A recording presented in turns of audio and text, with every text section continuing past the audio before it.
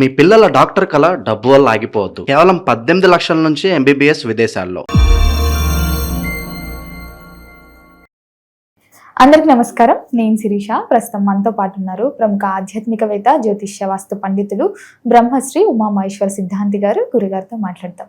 నమస్కారం గురుగారు. గురుగారు, ఆగస్టు మాసంలో కన్యా రాశి వారికి ఎలా ఉండబోతుందంటారు? ఎలాంటి జాగ్రత్తలు తీసుకోవచ్చు అంటారు?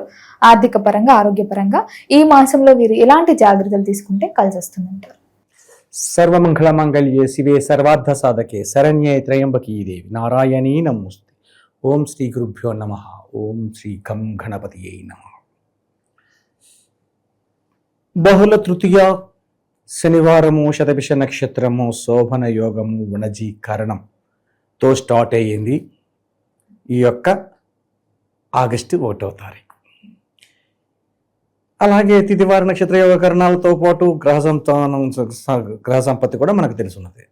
దీన్ని అనుసరించుకుని కన్య రాశి వారి యొక్క జాతక ఫలితాన్ని ఏ రకంగా ఉన్నది అన్నది చూసుకోవాలి. కన్య రాశి వారి మీద శనిగ్రహ దృష్టి ఉంది.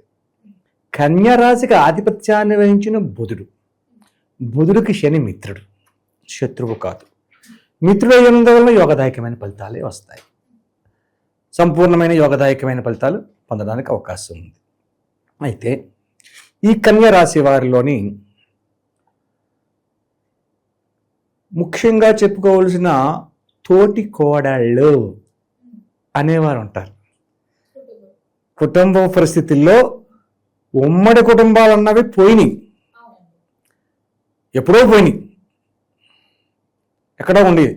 తోటి కోడళ్ళు అన్నదంటే ఒక తోటికోళ్ళు అమెరికాలో ఉంటుంది, ఒక తోటికోళ్ళు విజయనగరంలో ఉంటుంది. అమెరికాకి విజయనగరం సంబంధం లేదు, కానీ ఆస్తి తగ విధానాల్లో వచ్చినప్పుడు అక్కడి నుంచి ఇక్కడి నుంచి ఇక్కడికి కూడా కొన్ని వివాదాస్పదమైన స్థితులు వస్తున్నాయి కన్యరాశి వారికి. ఈ వివాదాస్పదమైన పరిస్థితులు వస్తున్నాయి అంటే ఇక్కడ నలిగిపోయేది ఎవరు? వాళ్ళ భర్త లేక భర్త తండ్రి, మామగారు అవుతారు. వీళ్ళు నలిగిపోతారు. అటు చెప్పలేరు, ఇటు చెప్పలేరు, మీమాంసభరితమైన పరిస్థితిలో ఉంటారు.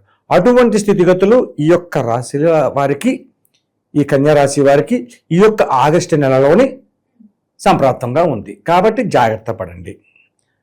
చిలికి గాలివాన అవుతుంది. ఎందుకు? గొడవలతో మనకెందుకు? మంచిగా మాట్లాడుకుంటూ మంచిగా చేసుకుంటే అన్నీ మంచిగానే జరుగుతాయి, తప్పదని లేదు.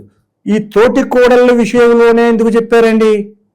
అక్క చెల్లెలు అవుతారు కదా, అక్క చెల్లెళ్ళే, కానీ ఎక్కడో ఉన్న అక్క, ఎక్కడో ఉన్న చెల్లి, వీళ్ళు ఒక బంధం ఏర్పడింది కాబట్టి వీళ్ళు తోటి కోడలుగా ఉండి అక్క చెల్లెలుగా మారారు. కానీ అక్క చెల్లెలకు ఉన్నంత అనుబంధ విధానం వీళ్ళకు ఉండదు. బయట కుటుంబీలకి అనుబంధం ఎలా వస్తుంది? ఎంత ఉన్నా అక్క అది చూసావా, నాకంటే మంచి చీర కట్టుకుంది, అబ్బో ఈవిడ నాకంటే మంచి హారం పెట్టుకుంది అనే భావాలు వస్తుంది. అటువంటి విధానంలో నలిగింది ఎవరో? మీ తమ్ముడు గారిని చూడండి, ఎంత బాగా చూసుకుంటున్నాడో, మీరు ఉన్నారు ఎందుకని వీడు వెళ్ళిపోతారు. అటువంటి గొడవలు రావడానికి అవకాశం ఉంది కుటుంబంలో. చిలికి గాలి వాళ్ళని అయితే ఉంది, అనేక రకమైన ఇబ్బందులకు గురవుతారు. కన్యరాశి వారికి ఈ యొక్క ఇంటిలో ఉన్న ఆడవారి వలన ఇబ్బందికరమైన స్థితిని పొందడము, కోర్టు వ్యవహారముల దాకా వెళ్ళడం జరుగుతుంది. కోర్టు దాకా వెళ్ళాలి. గొడవలు పెరిగితే అవుతుంది. కాబట్టి జాగ్రత్త పడితే ముందుగా బాగానే ఉంటుంది. దానికి తగిన రెమెడీ చేసుకుంటే అవి కూడా పోతాయి. ప్రతి 100 దరిద్రాలకు అనంత కోటి ఉపాయాలు ఉంటాయి. కాబట్టి దాని యొక్క ఏదైనా మన చేతిలోనే ఉంది, మన నాలుగుతోనే ఉంది, మన నోటితోటే మాట్లాడుకోవడం జరుగుతూ ఉంటాయి. అటువంటి పరిస్థితుల్లో ఉన్నది. ఇక వ్యాపార రంగంలోని, వ్యవహార రంగంలోని, ఉద్యోగ రంగంలో ఉన్నవారు పరిస్థితులు ఏ రకంగా ఉన్నాయి? వ్యాపారాలు బాగానే ఉన్నాయి, వ్యవహార విధానం చాలా బాగుంది, ఉద్యోగ రంగంలో ఉన్నవారు బాగుంది, ముఖ్యంగా పోలీసు రంగం వారికి చాలా చాలా చాలా బాగుంది.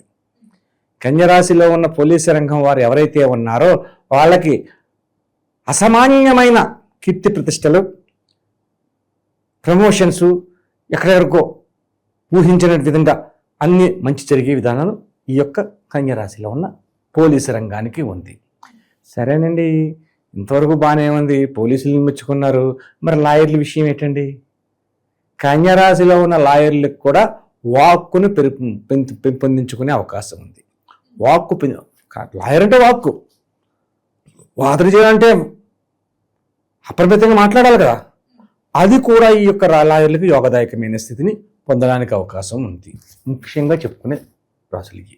ఇక పోతే ఈ యొక్క కన్యరాశిలో ఉన్న విద్యార్థులకు మంచి శుభదాయకమైన ర్యాంకులు తెచ్చుకుంటారు, మంచి ఫలితాలు పొందుతారు, ఉన్నతమైన స్థానాలు చేరుకుంటారు, అనుకున్న సమయంలో చేయగలుగుతారు. అనుకున్న సమయంలో చేయగలుగుతారు. ఎందుకంటే వాళ్ళలో ఉత్సాహం పెరిగి వెంటనే చేద్దామనే ఆదుర్ద పెరుగుతుంది. ఆ ఆదుర్ద వల్ల ఎప్పుడో చేయాలనుకున్న పని వెంటనే చేస్తారు. అయితే ఆలోచనాపరమైన స్థితిగతులు కూడా వస్తాయి. అంటే మంచి ఆలోచనలు చేస్తూ ఉంటారు. ఎలాగా ర్యాంక్కి మనం కనీసం లేదంటే 50 ర్యాంక్ తెచ్చుకోవాలి, 60 ర్యాంక్ తెచ్చుకోవాలనుకున్న వాళ్ళు ఇంకా ఎక్కువ తెచ్చుకునే అవకాశాలు ఎక్కువగా ఉంటాయి. అటువంటి విధంగానే కన్యరాశి వారికి ఉంది, యోగదాయకమైన ఫలితాలు పొందుతున్నారు అని చెప్పుకోవచ్చు. మరి ఎవరైతే విదేశాలకు వెళ్ళాలనుకుంటున్నారో, విదేశ గమనాలకి వెళ్ళాలనుకున్న వారు ఆలోచించదగ్గవలసిన విషయం ఏంది? ఇక్కడ కొద్దిగా ఆలోచించదగ్గమైన విషయం ఏంది? ఎందువల్ల ఆలోచించదగ్గమైన విషయం ఏంటి అంటే, కన్యరాశి మీద రాహు దృష్టి లేదు, గురు దృష్టి లేదు, యోగదాయకమైన గ్రహ దృష్టి లేదు, శని దృష్టి ఒకటే ఉంది. కాబట్టి ప్రయత్నం చెయ్యండి, జరగచ్చేమో. ఆలోచన లేకుండా అలాగుంటుంది. దేశ గమనానికి వెళ్ళాలని ప్రయత్నం చెయ్యండి. కొంచెం కష్టమైనా ఏమో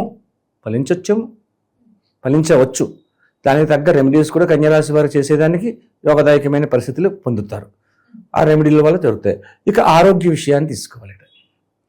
ఆరోగ్య విషయంలో తీసుకుంటే చిన్నగా వచ్చే అనారోగ్య పరిస్థితులే కానీ, అపరిమితమైనటువంటి రోగాలు రావడం కానీ, లేకపోతే ఇంకొక ఆపరేషన్స్ చేయాలా అనే భావోద్వేగం కలిగినటువంటి పరిస్థితులు కానీ కలగవు. ఆరోగ్యం బాగుంది అన్నారు కదా గురువుగారు, మనం ఎలా ఉన్నా పర్వాలేదు, ఏందన్నా పర్వాలేదు, తప్పది. మిజాతి ఉండాలి. మనం చెప్పిన మాటను విని ఎదరికెళ్ళిపోకూడదు. ఆ రకమైన నిర్ణయాలు సానుకూలంగా తీసుకుని ఎదరికి వెళితే ఈ రాశి వారికి ఉన్నతమైన స్థానాన్ని చేరుకుంటారు.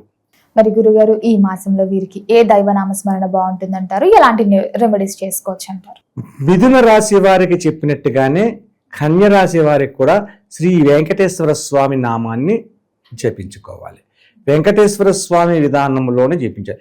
ఎందుకయ్యా వెంకటేశ్వర స్వామి నామాన్ని జపించాలి అంటే, శని దృష్టి కన్యరాశి మీద ఉంది కాబట్టి వెంకటేశ్వర స్వామి నామాన్ని జపించినందువల్ల యోగదాయకమైన స్థితిని పొందుతారు. అంటే తులసిమాల వెంకటేశ్వర స్వామికి సమర్పణ చెయ్యండి. సాధ్యమైనంత వరకు మీకు ఉన్న ప్రసాదంలో చక్ర పొంగలని నివేదన చేయండి. శనివారం నాడు చక్ర పొంగలని ఇంట్లో చేయండి. మీకు తోచినంత, 1 కేజీయో 1/2 కేజీయో 1/2 కేజీ మీకు ఎంత చూస్తే అంత ఆ చక్ర పొంగల్ని గుడిలోకి వెళ్ళి నివేదన చేయమని చెప్పండి. కొంతమంది బంతులు మీరు వండినేమి పెట్టమండి అంటారు. అది ఒక ఇబ్బందికరమైన పరిస్థితి. లేదా మీరే పెట్టండి అంటే ఆయన ఉండమంటే 100 ఏదో 1000 అవుతుంది అంటాడు. కాబట్టి మీరే ఇంటికాడ మడి కట్టుకుని శుభ్రంగా చక్కెర పొంగల్ని వండి అందులో కిస్మిస్లు, ద్రాక్ష పళ్ళు, జీడిపప్పులు అన్నీ వేసి, పచ్చకర్పూరాలు వేసి చక్కగా చేసి ఒక చిన్న ఐస్ క్రీమ్ కప్పులు పెట్టుకెళ్ళి ఈ యొక్క వండిన తర్వాత మీ ఇంటిలోనే దేవుడికి పూజ చేసుకుని నివేదన చేసి ఆ తర్వాత గుడిలోకి వెళ్ళి గుడిలోనే వెంకటేశ్వర స్వామికి తులసిమాలతోటి, తులసి ఆకులతోటి అష్టోత్తర పూజ చేపించి ఉదయకాలాన్ని అక్కడ ఉన్న భక్తులకి ఈ యొక్క ప్రసాదాన్ని నివేదన చిన్న ఐస్ క్రీమ్ కప్పులు ఉంటే ఆ కప్పుతో తీసి ఇవ్వండి. ఇలాగ పంచిపెట్టండి. ఎన్ని శనివారాలు వస్తాను శనివారాలు చేయండి. ఉన్నతమైన స్థితిగతులు పొందుతారు. కోర్టు వ్యవహారాల్లోకి వెళ్ళే పరిస్థితులు తగ్గుతాయి. ఆరోగ్యమైన స్థితిగతుల్లో యోగదాయకంగా ఉంటారు. ఉన్న ఏది చెయ్యాలన్నా కూడా అనుకూలవంతమైన పరిస్థితి వస్తుంది. అలాగే మీకు తోచిన విధంగా ఈ యొక్క వారంలో మాసంలో ఎన్ని వారాలు ఎన్ని రోజులు కాదు, మీకు తోచిన విధంగా ఉన్న వారాల్లో మీకు అనుకూలవంతమైన పరిస్థితులు ఉంటే మీ మిత్రులకు కానీ, మీ సహోద్యోగులకు కానీ, మీ యొక్క బంధువులకు కానీ ఎవరికైనా సరే ఆహార విషయం వచ్చే సమయంలో అంటే భోజన కాలంలో శుభ్రంగా మీ పక్కన కూర్చోబెట్టి వాళ్ళకి భోజనం పెట్టండి. అన్నదానం చెయ్యాలి. అన్నదానం చేయాలంటే 100 మంది పెట్టాలంటే వేరే విధంగా అవుతుంది. అక్కర్లేదు, మీకు తోచిన బంధువులు ఎవరో ఉంటారు, లేదా మిత్రుడు ఉంటాడు, మిత్రుడు భోజనం చేస్తారా, చేయలేదు అందులో భోజనం చేద్దాం అని మీ క్యారేజ్ తెచ్చుకున్నారా, కొంచెం ఎక్కువ పట్టుకెళ్ళండి, ఎత్తర తినండి. లేదు హోటల్కి వెళ్తారా, హోటల్కి వెళ్ళండి, శుభ్రం భోజనం పెట్టమనండి, డబ్బులు మీరు కట్టండి, అన్నదానం అవుతుంది. అలాగా ఈ రకంగా అన్నదానం సాధ్యమైనంత మటుకి, అనుకూలత కలిగినంత మటుకి నెల రోజుల్లోనే ఎంత ఉంటే శ్రావణ మాసంలో అన్నదానం చేస్తే వెంకటేశ్వర స్వామికి, లక్ష్మీమాతకి ఎంతో ప్రీతికరమైన సంతృప్తి చెందుతారు. కాబట్టి ఆ రకమైన రెమెడీని పాటించండి. గురుగారు, మొత్తం మీద ఆగస్టు మాసంలో కన్యా రాశి వారికి ఎలా ఉంది, ఎలాంటి జాగ్రత్తలు తీసుకోవాలో తెలియజేసినందుకు ధన్యవాదాలు. ఆయుష్మాన్ భవ.